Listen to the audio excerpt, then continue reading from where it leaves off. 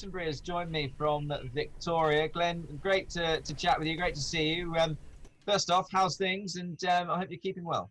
G'day, Nick. Nice to see you. You're looking well. Yeah, look, we're in stage 4 lockdown here, but we've got racing and we've got the AFL football, so everything's we're going along all right here. Yeah, we're excellent. going fine. Excellent stuff, Glenn.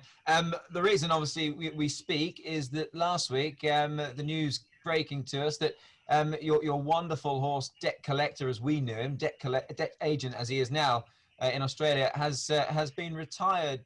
Just tell us how that decision came to sort of fruition there, Glenn. Obviously, we know that he'd gone back to Australia with Jim Conlon and had a few races there and ran in the Sir Rupert Clark last week. Yeah, look, well, first of all, he's always referred to as Debt Collector here, DC.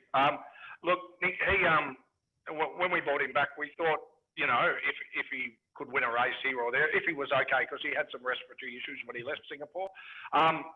What happened was he's been racing with a lot of high weights, so we put him in a pretty serious race, the Rupert Clark, with a lesser weight, hoping he'd finish off, and it was, you know, a test for him. And he didn't pass. So at that particular point in time, we were always said if he can't finish off a race with 54 on his back, we'll retire him. He doesn't need to do any more. He's as sound as a bell. He's as happy as a bell. He just doesn't particularly want to be a racehorse anymore. Yeah, no, it does come to a point during their careers, obviously, when every good thing must come to an end. We're having a look at the raffles of 2018, Glenn. And just to touch upon his style, we've spoke before at length about it. He didn't give you many easy moments, did he? Given that running style, but when he did let down, he was for me anyway, by far and away one of the best that I've certainly seen here in Singapore. What a horse and many good days he gave you. Yeah, well, I wasn't there that day, but I certainly was cheering him on from the mountains of Greece, and my voice was probably still echoing there now. A couple of people were a little bit concerned for my health, you know, wanted to call an ambulance. Tell us about that story. Tell us about that story, Glenn, because you've told it to me before. But tell the viewers. We were travelling in Greece. I was visiting my wife's family, and we were up in the mountains for the day. And I said to them, "Look, all I need is a good, strong 4G connection at midday, because that's when the race was." And I watched it. We hit this little village with you know 2 or 3 shops and a pub and whatnot. Sat down to watch the race, and I did my usual thing as he was steaming down the outside. Was roaring as loud as humanly possible. And he won the race, and I was shaking and carrying on like I always do. And the proprietor walked up to my wife and jabbered something in Greek that was translated to, "I'm unsure whether I should call an ambulance or the police."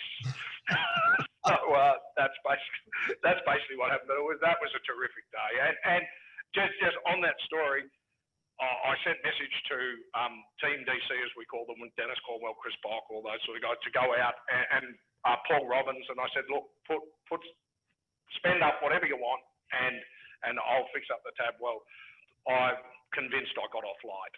Really? They really could have gone to town, but they didn't. So good on them. So yeah, great bunch of guys as well. And obviously, what would be the standout win for you, Glenn, in DC's career? Obviously, we know he had many, obviously multiple Group 1s.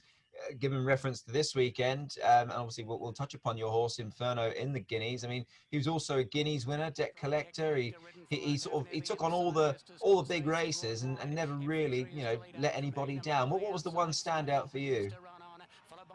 Well, he won 5 Group 1s, couple of Group 2s, couple of Group 3s. But I'd have to say, in March 2019, in a Class 1, 1400 on the E track, when he carried 59 kgs, was the start before the Chairman's Trophy, and he carried 59 kgs and he came down the outside rail. And I just thought that, I know it was a lesser quality race or anything, but what he had to do with the track bias that day, the weight that he carried and how he went about it, I think that just typified the horse. You see him steaming home everywhere, but carrying that weight, giving weight to horses like Count of Monte Cristo and Circuit Land and that sort of thing. I thought it was a phenomenal win. I thought it was probably probably his best run, but for sure. Yeah, absolutely. No, I agree. I remember the race well, and it was a massive. And we mustn't forget the support team, Glenn. You've got a massive group of, as you say, you mentioned the Team DC. There's a whole list of people we could probably chat about. I mean, it's a shame we haven't got more time, really. But just obviously of those, those more prominent in Team DC, obviously your trainer, Cliff Brown, your jockey here in Singapore, more or less throughout his career, Michael Rodden, obviously Chris Block.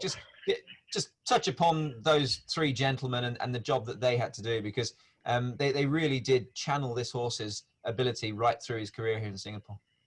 Look, I think first of all, I'll start with Cliff. I have no doubt that had the horse been with another trainer, he wouldn't have been anywhere near as successful in his career as he was. So Cliff is an extremely patient man.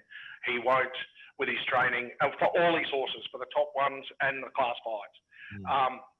A fantastic human being, an absolute basket case when this horse raced.